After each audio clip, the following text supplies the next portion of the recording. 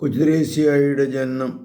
8 പുത്രീപുത്രന്മാർക്ക് ജന്മമേകുകയും അതിൽ 4 പേർ ചെറുപ്പത്തിൽ തന്നെ ഈ ലോകവാസം വെടിയുകയും ചെയ്തുവെങ്കിലും വീണ്ടും കുട്ടികൾ ജനിക്കണമെന്ന് സെലീഗ്യുരിൻ ആഗ്രഹിച്ചു. സങ്കീർത്തകൻ പറയുന്നുണ്ടല്ലോ, എൻ്റെ പ്രിയപ്പെട്ടവൻ ഉറങ്ങുമ്പോൾ കർത്താവ് അവർക്ക് വേണ്ടത് നൽകുന്നു. കർത്താവിൻ്റെ ദാനമാണ് മക്കൾ, ഉദരഫലം ഒരു സമ്മാനവും. സങ്കീർത്തനം 127:2. ദൈവത്തിൻ്റെ ദാനം ദൈവം ഉള്ളപ്പോൾ തിരഞ്ഞെടുത്തുകൊള്ളട്ടെ. കുടുംബത്തിൽ നിന്നും ഒരു മിഷണറി വൈദികനുണ്ടാകുവാൻ നിരന്തരം അവൾ പ്രാർത്ഥിച്ചുകൊണ്ടിരുന്നു. എൻ്റെ ഭർത്താവ് ലൂയിയുമായി ഈ കാര്യം ചർച്ച ചെയ്തു. അവളുടെ രോഗത്തിൻ്റെ ഗൗരവം മനസ്സിലാക്കിയ ലൂയി വീണ്ടും ഒരു ശിശു ജനിച്ചാൽ സെലിയുടെ ആരോഗ്യാവസ്ഥ എന്തായിത്തീരുമെന്ന ആശങ്കയുണ്ടായിരുന്നു. അവരെല്ലാവരും ദൈവേഷ്ടത്തിന് വിട്ടുകൊടുത്തു. സെലി 9ാമത്തെ കുഞ്ഞിനെ ഗർഭം ധരിച്ചു. പിറക്കാൻ പോകുന്ന ശിശു തൻ്റെ അവസാനത്തെ ശിശുവായിരിക്കുമെന്നും ഇനി തനിക്ക് മക്കളുണ്ടാകാൻ സാധ്യതയില്ലെന്ന് അവൾക്കറിയാമായിരുന്നു. തൻ്റെ സഹോദരൻ ഇസിദോറിൻ്റെ ഭാര്യ സെലീഗ്യുരിന് അവൾ എഴുതി, സഹോദരി, എന്നെ സംബന്ധിച്ചിടത്തോളം കുട്ടികൾ എനിക്കൊരു ഹരമാണ്. ഞാൻ ജനിച്ചിരിക്കുന്നത് തന്നെ അവർക്ക് വേണ്ടിയാണ്. കുട്ടികൾ ഉണ്ടാകാത്ത സമയത്തിലേക്ക് അടുക്കുകയാണ്. ഞാൻ അടുത്ത 23-ാം തീയതി എനിക്ക് 41 വയസ്സാകും. അതൊരു വല്യമ്മയാകുവാനുള്ള പ്രായമാണ്. വീണ്ടും ഒരു കുഞ്ഞിനെ ഗർഭം ധരിച്ചിരിക്കുന്ന ആ സമയത്തുണ്ടായ ഒരു സംഭവത്തെക്കുറിച്ച് സഹോദര ഭാര്യയ്ക്കുള്ള എഴുത്തിൽ സെലീഗ്യുരിൻ വിശദീകരിക്കുന്നു. ഒരു ദിവസം വൈകുന്നേരം വീട്ടിൻ്റെ 4ാം നിലയിൽ തനിച്ചിരിക്കുകയായിരുന്നു. ഞാനൊരു ആത്മീയ പുസ്തകം വായിക്കാനായി ഒരുങ്ങിയായിരുന്നു. ആ സമയത്ത് എൻ്റെ തോളിൽ ആരോ ശക്തിയായി ഇടിച്ചതായി അനുഭവപ്പെട്ടു. ഏതോ ഒരു വന്യമൃഗത്തിൻ്റെ അലർച്ചയും കേട്ടു. ഞാൻ ദൈവത്തെ വിളിച്ചപേക്ഷിച്ചു, മുട്ടിന്മേൽ നിന്ന് കരഞ്ഞ് പ്രാർത്ഥിച്ചു.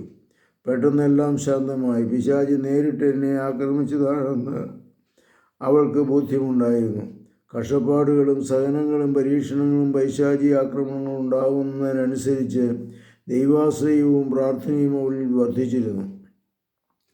9ാമത്തെ കുഞ്ഞിനെ ഗർഭം ധരിച്ചത് മുതൽ ആ ഗർഭസ്ഥ ശിശുവിൽ ചില പ്രത്യേകതകളുണ്ട് എന്ന് സെലിൻ അനുഭവങ്ങളിലൂടെ അറിഞ്ഞിരുന്നു. പക്ഷേ ഇതാരോടും പറയുവാൻ ധൈര്യപ്പെട്ടില്ല. ആ ശിശുവിൽ മാത്രമല്ല, ചില അതിശയകരമായ കാര്യങ്ങൾ തന്നിലും നടക്കുന്നുണ്ടെന്ന് ഉള്ള ഒരു തോന്നൽ അവൾക്കുണ്ടായി. തൻ്റെ മനോവികാരങ്ങൾ തുറന്നു പങ്കുവയ്ക്കുന്ന തൻ്റെ സഹോദര ഭാര്യയ്ക്ക് 1873 ജനുവരി 16 എഴുതിയ കത്തിൽ കാര്യം വിശദീകരിക്കുന്നു. സഹോദരി, ഞാൻ അവളെ ഗർഭം ധരിച്ചപ്പോൾ മറ്റു പുത്രിമാരെ ഉദരത്തിൽ വഹിച്ചിരുന്നപ്പോൾ എന്നിൽ സംഭവിച്ചതല്ലാത്ത കാര്യങ്ങൾ എന്നിൽ സംഭവിക്കുന്നു എന്ന് ഞാൻ മനസ്സിലാക്കിയിരുന്നു. ഞാൻ പാടിയിരുന്നപ്പോൾ അവളും എന്നോടൊപ്പം പാടിയിരുന്നു. ഞാൻ ഒരു കാര്യം നിന്നോട് പങ്കുവയ്ക്കുകയാണ്, കാരണം മറ്റാരും എന്നെ വിശ്വസിക്കുകയില്ല. വിശുദ്ധ പൗലോസ് എഫേസ്യർക്ക് എഴുതിയ ലേഖനത്തിൽ പറയുന്നു, തൻ്റെ മുമ്പാകെ സ്നേഹത്തിൽ പരിശുദ്ധരും നിഷ്കളങ്കരുമായിരിക്കുവാൻ ലോകസ്ഥാപനത്തിന് മുമ്പ് തന്നെ അവിടുന്ന് നമ്മെ ക്രിസ്തുവിൽ തിരഞ്ഞെടുത്തു. യേശു ക്രിസ്തു വഴി നാം അവിടുത്തെ പുത്രന്മാരായി ദത്തെടുക്കപ്പെടണമെന്ന് അവിടുന്ന് തൻ്റെ ഹിതവും ലക്ഷ്യവും അനുസരിച്ച് മുൻകൂട്ടി നിശ്ചയിച്ചു. എഫേസ്യർ 1:4. വീണ്ടും റോമാക്കാർക്ക് എഴുതിയ ലേഖനത്തിൽ പറയുന്നു, താൻ മുൻകൂട്ടി നിശ്ചയിച്ചിരുന്നവരെ അവിടുന്ന് വിളിച്ചിരുന്നവരെ നീതീകരിച്ചവരെ മഹത്വപ്പെടുത്തി. റോമ 8:30.